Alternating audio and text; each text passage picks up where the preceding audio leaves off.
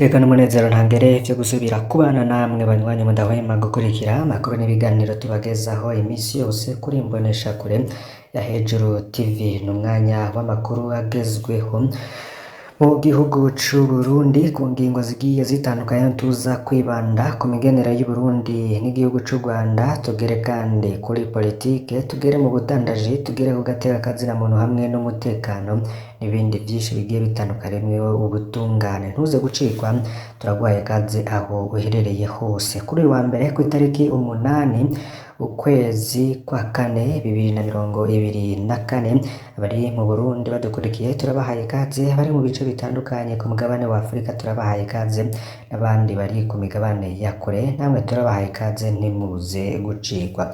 Makuru rero twabateguriye vyinshi birimo amakuru menshi aza kwibanda ku ngingo nkuru zikurikira. Perezida Paul Kagame w'igihugu c'u Rwanda arashimira ibihugu bibanye birimwo n'u Burundi, avuga ko imitima y'abanyarwanda yuzuye ishimwe n'akababaro vyose icarimwe k'abanyarwanda bababajwe no kwibuka ababo bapfuye, ariko banishimira ukungene u Rwanda rwahindutse. Perezida Paul Kagame akaba yarashikirije amajambo kuri buri gihugu kibanye: Repubulika Iharanira Rusange ya Kongo, Ubuganda, Tanzania hamwe n'u Burundi. Akaba rero yarabivugiye mu mugirwa wo kwibuka jenoside ku ncuro ya 30 yakorewe Abatutsi wabaraye ubereye ku rwego rw'igihugu i Kigali kuri uyu w'Imana igenekerezo ry'indwi ntwarante 2024. Amajambo rero yagiye yarashikiriza kuri buri gihugu muraza kubikurikira ku buryo burambuye. Tugarutse mu gihugu c'u Burundi, turaza kubagezaho amajambo yashikirizwe n'umukuru w'igihugu Evariste Ndayishimiye, avuga ko abarundi bari bakwiye kurira baravye aho Burundi bugeze uyu munsi, kandi imbere y'umuzo w'abakoroni bwari Burundi bwiza. Kubwiwe ngo iyo avyiyumviriye biramusiga akarira yibaza icatumye babura ubwo Burundi bwake. Rero akaba yarabivugiye mw'ishengero rya Mutima Mweranda riri hari kuri uyu w'Imana twaraye turangije. Biruko mu gihe mu minsi iheze umukuru w'igihugu Evariste Ndayishimiye yavuze ko Uburundi ari Edeni kandi buryoshe, ndetse n'abenegihugu babwo ngo babayeho neza.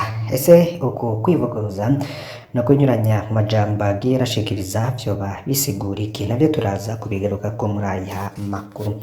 No ku zindi ngingo turaza kubagereramwo kubirabana n'umuyagankuba, turagera Ingozi ahiriko haravugwa inkuru y'ubugome bukomeyeho Muyaya yahonyanze uruyoya mu nda ruhora ngo rwamuriye amenyo. Ibyo byose turaza kubigarukako. Tugaruke kandi ku makuru avugwa kw'isukari mu gisagara ca Bujumbura. Muze gucikwa rero, twabatunganirije byinshi bigiye bitandukanye. Vyonda kuri subscribe canke sabone niba utari wafyondako. Mbere yuko tubagezaho ivyatangajwe n'umukuru w'igihugu c'u Rwanda Paul Kagame, tubabwire ko atabwira kabiri buza kuboneka i Burundi uyu munsi, kuko hari bamwe baba bamaze kuronka ubutumwa mu magroupe WhatsApp basaba gukingira abana no munsi tariki 8 Ndamukiza 2024 ngo ntibaje kuraba ubwira kabiri. Uyu munsi rero mu Burundi ho ntabwo buza kuhaba. Turaza rero kubibagezaho ku mpera z'aya makuru. Perezida w'igihugu c'u Rwanda Paul Kagame arashimira ibihugu bibanye birimo n'u Burundi. Perezida Kagame avuga ko imitima y'abanyarwanda yuzuye ishimwe n'akabaro vyose icarimwe k'abanyarwanda bababajwe no kwibuka ababo bapfuye, ariko banishimira ukungene u Rwanda rwahindutse. Ibi Perezida w'u Rwanda Paul Kagame yabuvugiye mu mugirwa wo kwibuka jenoside yakorewe Abatutsi mu mwaka w'1994. Ni ku ncuro ya 30 u Rwanda rubikoze. Perezida Kagame rero akaba yaravuze ko hari amasomo canke ivyirwa bitatu bikomeye u Rwanda rukura kuri jenoside rwaciyemwo n'uburyo bwo gukumira ko yokongera kuba. Irya mbere akaba arishingira ku kuba abanyarwanda ubwabo avuga ko bahagaritse jenoside nyuma yaho bari baratereranywe n'amahanga. Paul Kagame akaba yaragize ati: "Ca mbere twebwe gusa abanyarwanda n'abanyafurika nitwe dushobora guha agaciro gakwiriye ubuzima bwacu. Ca kabiri hari ukudategereza gutabarwa canke gusaba uruhusha rwo gukora igikwiriye ngo urengere abantu. Ca gatatu ni ukurwanya iteka politike y'ivanguramoko. Jenoside ni ivanguramoko ry'uburyo bubi bukabije, kandi kuko impamvu zayo ziba ari iza politike n'umuti wayo ugomba kuba uwa politike. Kubera iyo mpamvu politike yacu ntishingiye ku moko cane canke idini kandi ntizongera kumera iryo. Umukuru w'igihugu c'u Rwanda akaba kandi yarashimiye ibihugu bibanyi birimwo n'Uburundi kuko baba barafashije muri ico gihe kidasanzwe, akaba yarashimye igihugu ca Kenya, agashimira igihugu c'u Burundi, agashimira igihugu ca Repubulika Iharanira Rusange ya Kongo, agashimira igihugu ca Tanzania, agashimira igihugu ca Congo Brazzaville kuba barashoboye kwakira igitigiri kinini c'impunzi z'Abanyarwanda bakabaha indaro muri ivyo bihe bitari vyorohereye igihugu c'u Rwanda. Paul Kagame rero akaba yarakengurukiye ibihugu bibanyi. Ku yindi nkuru twababwiye ko tuza kubagezaho ku buryo burambuye, abarundi ngo barakwiye kurizwa n'aho Burundi bugeze uyu munsi atariho bwahoze. Perezida Evariste Ndayishimiye niko ashikiriza. Umukuru w'igihugu rero Ndayishimiye akavuga ko Burundi bari bakwiye kurira baravye aho Uburundi bugeze uyu munsi, kandi imbere y'umuzo w'abakoroni bwari Uburundi bwiza. Kubwiwe ngo iyo avyiyumviriye biramusiga akarira yibaza catumye babura ubwo Burundi bwa kera. Rero akaba yarabivugiye mu ishengero rya Mutima Mweranda riri hari kuri uyu w'Imana twaraye turangije. Muri ico gisabisho umukuru w'igihugu c'u Burundi Evariste Ndayishimiye yavuze ko Burundi bw'imbere y'umuzo w'abakoroni bwari Burundi bwiza cane, agafatira k'akarorero ku Burundi bwo mu mwaka w'igihumbi kimwe n'amajana umunani mirongo icenda na gatandatu, aho Abarundi bashobora gucura amasoko mu butare bwabo. Perezida Ndayishimiye akaba yaragize ati: nimwiyumvire Uburundi bw'imbere y'umuzo w'abakoroni, mwiyumvire ubwo Burundi ingene bwari bumeze, muje mwiyumvira uko vyari kubandanya kurya kugera uyu munsi. Uburundi buba bugeze hehe? Iyumvire ingene Uburundi bumeze, genda murabe ibihugu vyose biteye imbere aho vyahereye, muce muraba aho bigeze, muce muraba Burundi bwo mu gihumbi kimwe n'amajana umunani mirongo icenda na gatandatu ingene bwari bumeze. Aho mwiyumviriye Burundi ingene bwari bumeze ntimworira. Bwarigenda bwiyumvira nkarira kubera ubwo Burundi ntabufise.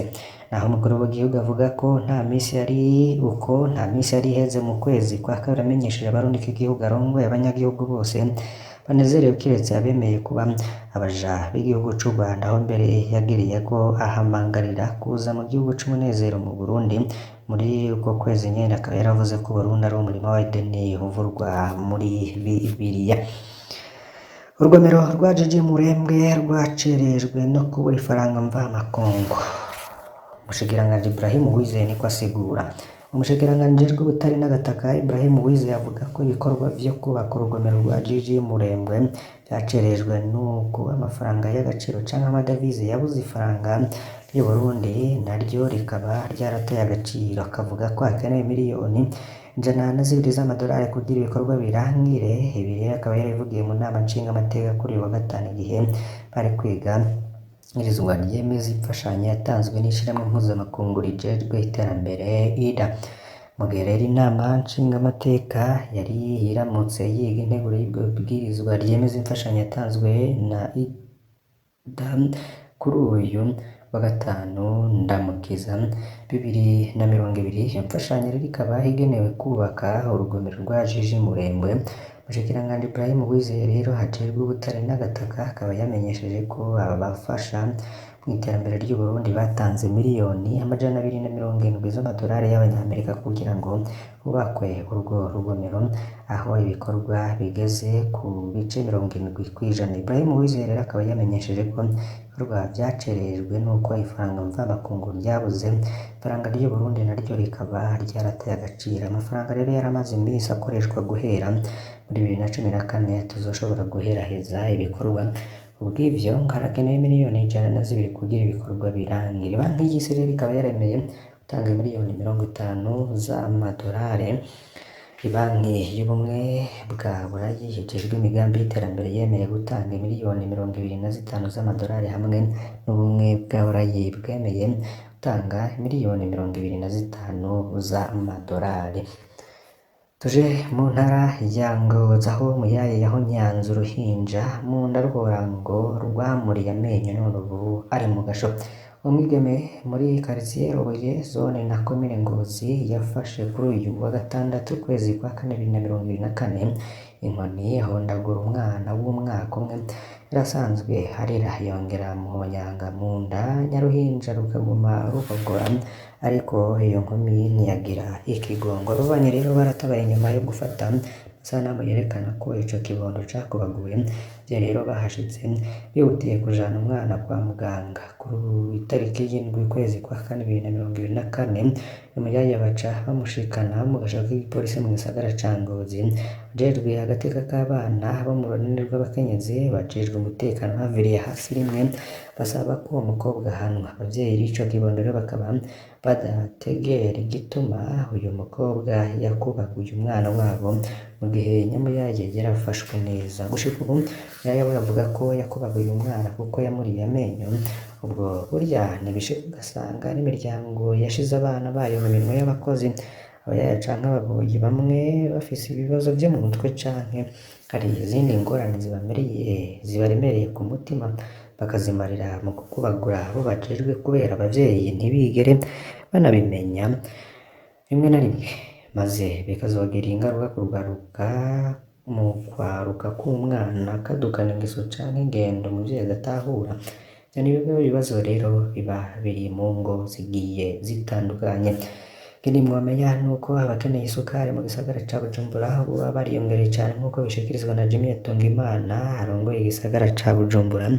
Umukuru w'igisagara rero akavuga ko ikena ry'isukari mu gisagara ca Bujumbura riterwa ahanini nuko ababa mu gisagara ca Bujumbura biyongereye cane ugereranije n'isukari ishira mw'isusumu risanzwe ritanga mu gisagara ca Bujumbura. Kubwiwe akavuga ko rusansuma yo mu mwaka 2008 yerekana ko abanyagisagara bangana n'imiliyoni n'amajana 2 mu gihe susuma isanzwe itanga imifuka amajana 560 y'isukari buri kwezi guhera mu nzero uyu mwaka 2024. Ibi rero akaba yarivuge mu kiganiro yamesheje kuri wa gatatu igenekerezo rya 3/0/2024 cerekeye ikena ry'isukari mu gisagara ca Bujumbura. Jimmy Hatungimana akaba yamenyesheje ko ufatiye kuri rusansuma yo mu mwaka wa 2008 yerekana ko abanyagisagara ca Bujumbura bangana n'umiliyoni n'amajana 2 mu gihe sosumo isanzwe itanga imifuka amajana 560 y'isukari buri kwezi guhera muri nzero uyu mwaka. Ubw'ivyo rero bikaba bitumwa